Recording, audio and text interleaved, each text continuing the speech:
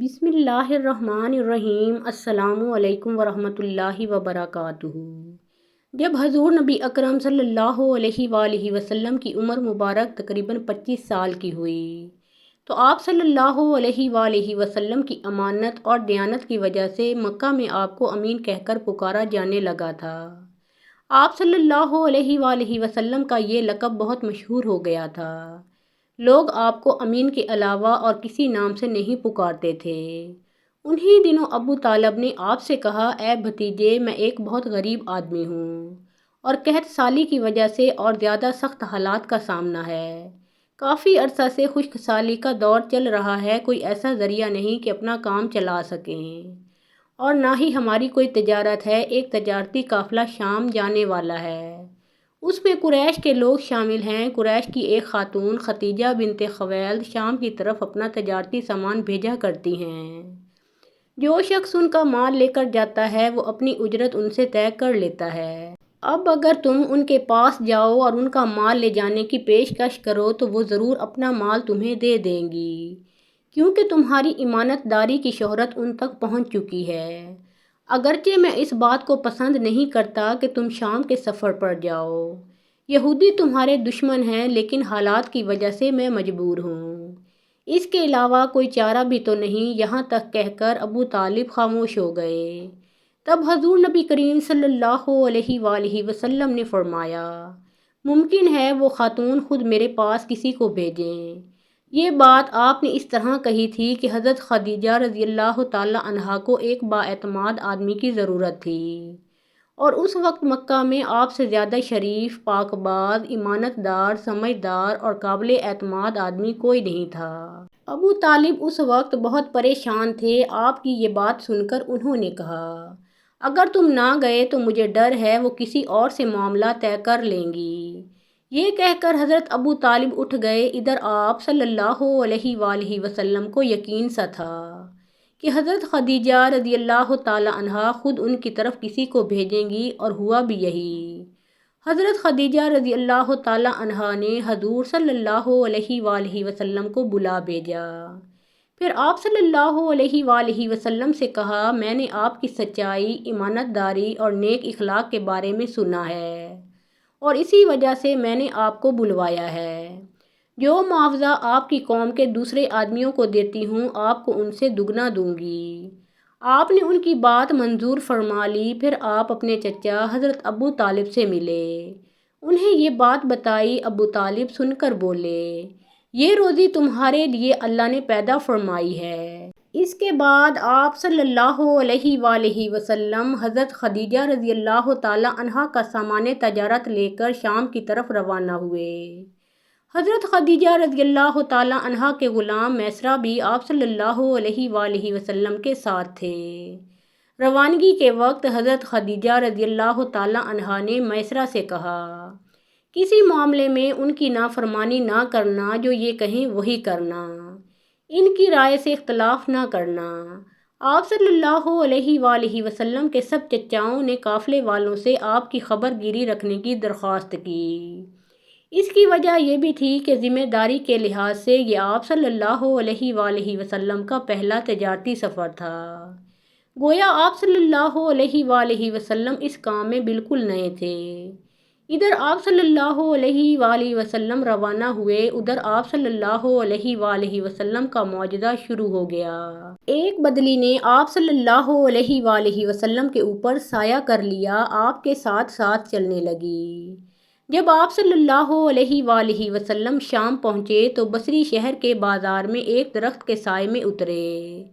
یہ درخت ایک عیسائی راہب نستورہ کی خانقاہ کے سامنے تھا۔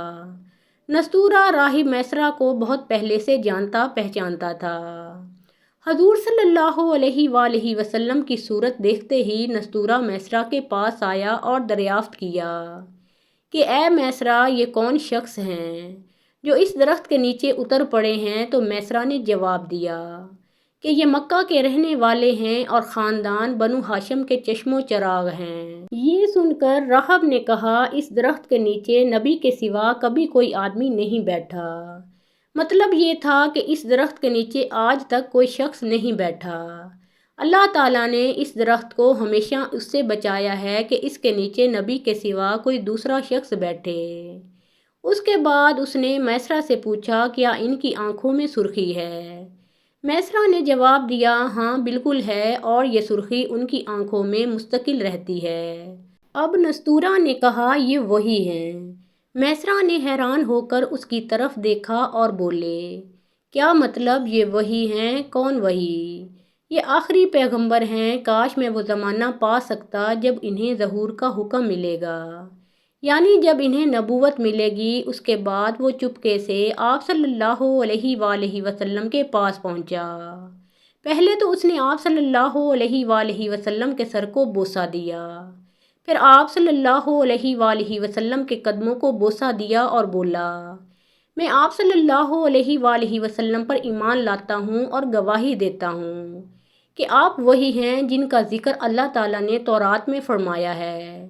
اس کے بعد نستورہ نے کہا اے محمد صلی اللہ علیہ وآلہ وسلم، میں نے آپ صلی اللہ علیہ وآلہ وسلم میں وہ تمام نشانیاں دیکھ لی ہیں جو پرانی کتابوں میں آپ کی نبوت کی علامتوں کے طور پر درج ہیں۔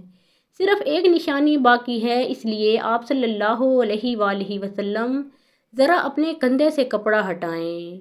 آپ صلی اللہ علیہ وآلہ وسلم نے اپنے شانہ مبارک سے کپڑا ہٹا دیا۔ تب نستورہ نے وہاں مہر نبوت کو جگمگاتے ہوئے دیکھا۔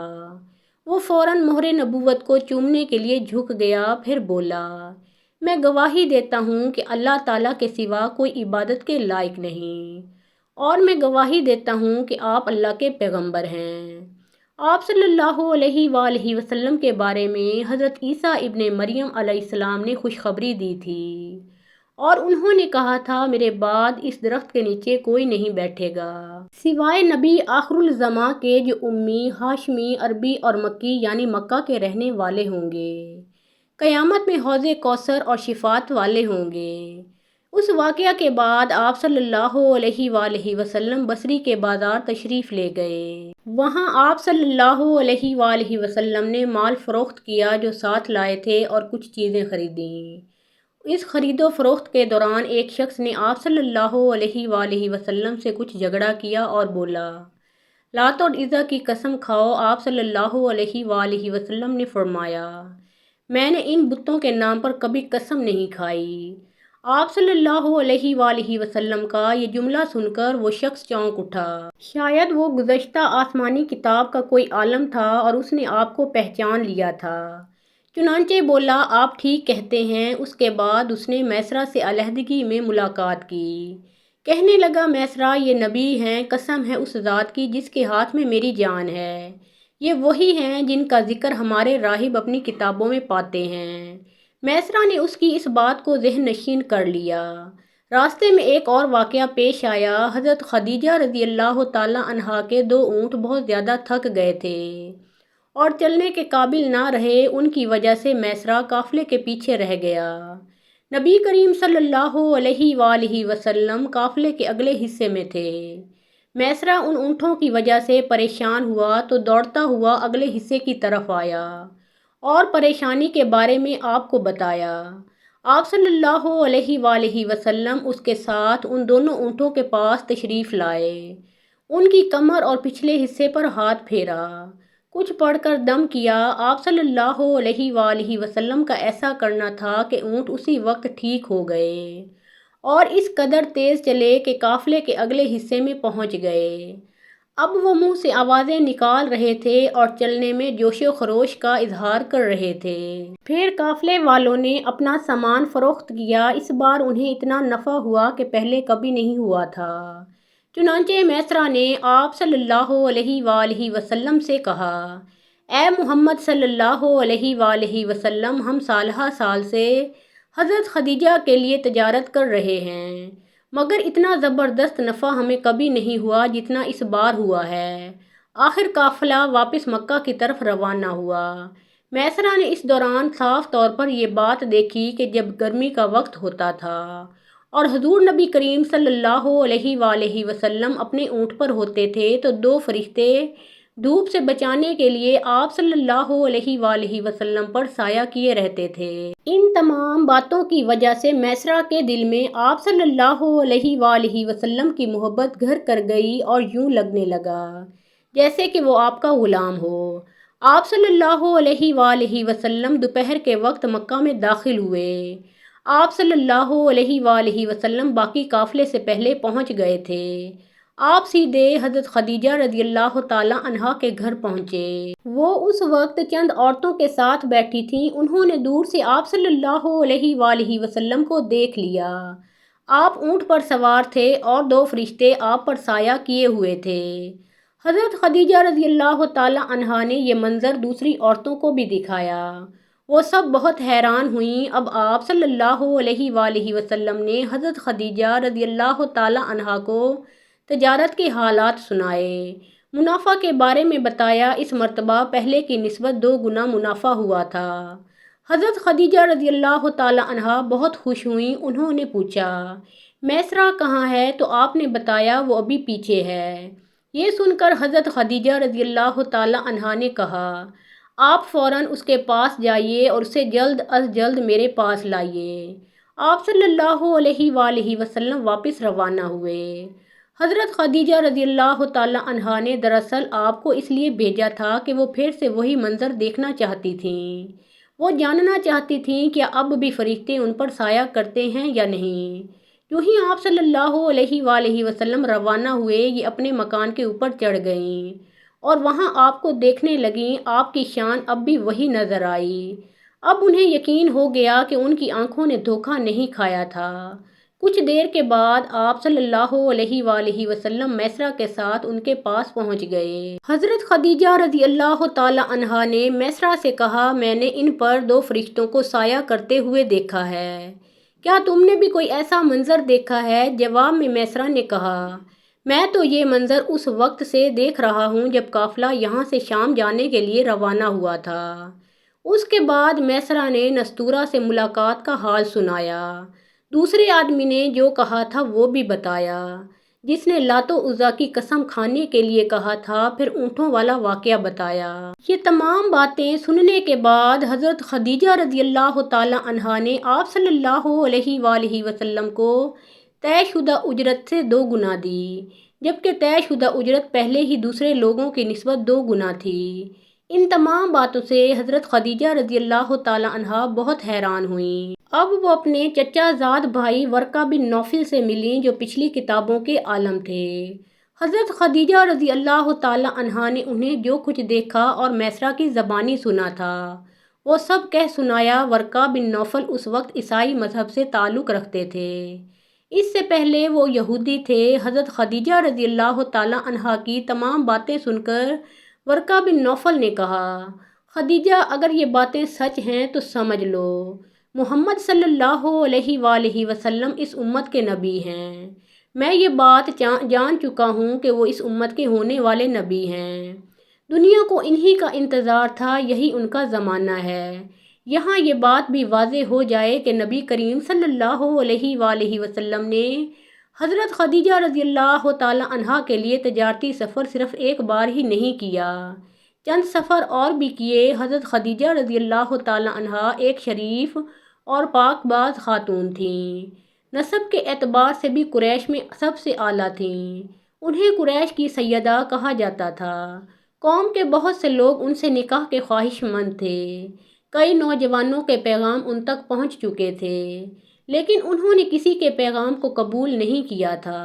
نبی اکرم صلی اللہ علیہ وآلہ وسلم تجارت کے سفر سے واپس آئے تو آپ صلی اللہ علیہ وآلہ وسلم کی خصوصیات دیکھ کر اور آپ صلی اللہ علیہ وآلہ وسلم کی باتیں سن کر وہ آپ صلی اللہ علیہ وآلہ وسلم سے بہت زیادہ متاثر ہو چکی تھیں، لہٰذا انہوں نے ایک خاتون نفیسہ کو آپ کی خدمت میں بھیجا۔ انہوں نے آ کر آپ صلی اللہ علیہ وآلہ وسلم سے کہا کہ اگر کوئی دولت مند اور پاک باز خاتون خود آپ کو نکاح کی پیشکش کرے تو کیا آپ صلی اللہ علیہ وآلہ وسلم مان لیں گے؟ ان کی بات سن کر آپ نے فرمایا، وہ کون ہیں؟ نفیسہ نے فوراً کہا، خدیجہ بنت خویلد۔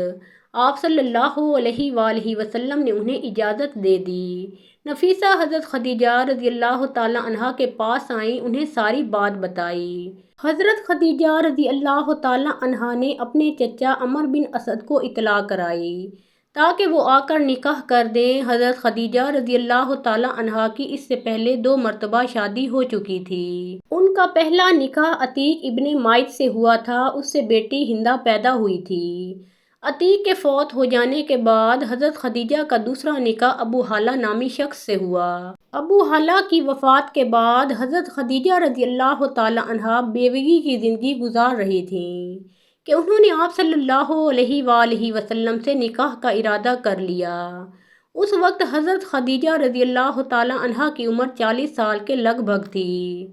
حضرت خدیجہ رضی اللہ تعالی عنہا کے چچا عمر بن اسد وہاں پہنچ گئے۔ ادھر حضور نبی کریم صلی اللہ علیہ وآلہ وسلم بھی اپنے چچاؤں کو لے کر پہنچ گئے۔ نکاح کس نے پڑھایا، اس بارے روایات مختلف ہیں۔ ایک روایت یہ ہے کہ یہ نکاح چچا ابو طالب نے پڑھایا تھا۔ مہر کی رقم کے بارے میں بھی روایات مختلف ہیں۔ ایک روایت یہ ہے کہ مہر کی رقم 12 اوقیہ کے قریب تھی۔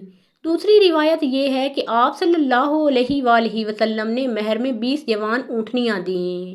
نکاح کے بعد حضور نبی کریم صلی اللہ علیہ وآلہ وسلم نے ولیمے کی دعوت کھلائی اور اس دعوت میں آپ صلی اللہ علیہ وآلہ وسلم نے 1 یا 2 اونٹ ذبح کیے۔ محترم ناظرین، پیارے آقا محمد مصطفیٰ صلی اللہ علیہ وآلہ وسلم کا پیارا نام ایک بار کمنٹ سیکشن میں ضرور لکھیے۔